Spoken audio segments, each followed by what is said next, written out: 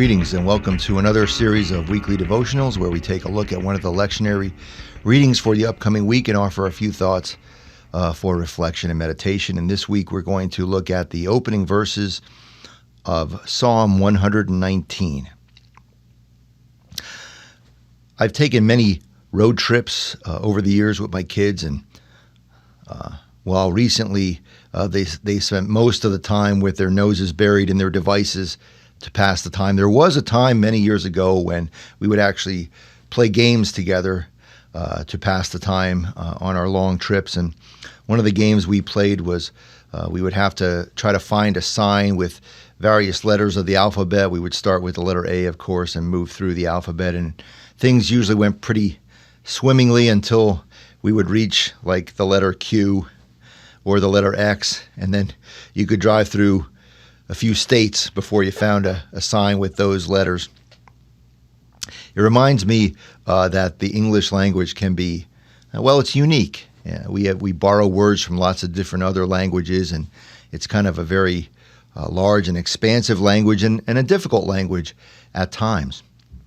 And I bring up this point because one of the unique aspects of Psalm 119, it is the longest single chapter in the entire Bible, the longest psalm, 176 verses.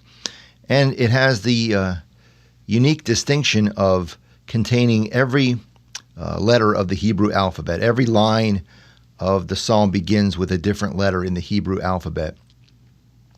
And I believe that was intentional, theologically speaking, to convey the immensity of God, the immensity of God's teachings, God's instructions on our lives, that God's teaching, God's ways, God's instruction is meant to capture not just certain aspects of our lives, but the entirety of our lives, comprehensively, from A to Z, if you will, that we are to follow God's ways. And I think that's an important reminder because, I think so often we tend to make God small. We compartmentalize God's teaching for an hour on Sunday morning or when we need it. We tend to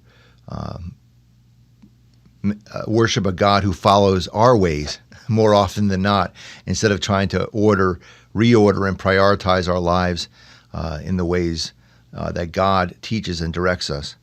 But this psalm, as we move through it and look at various different aspects of God's teaching and instruction, it might convey to us the sense that God's ways are meant to order all of our life, our relationships, the way we spend money, our work, our play, our language, the words that we choose to interact with each other.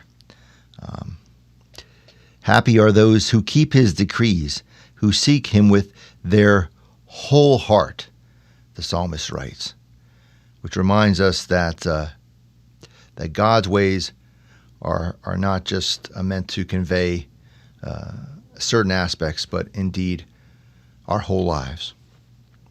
Amen.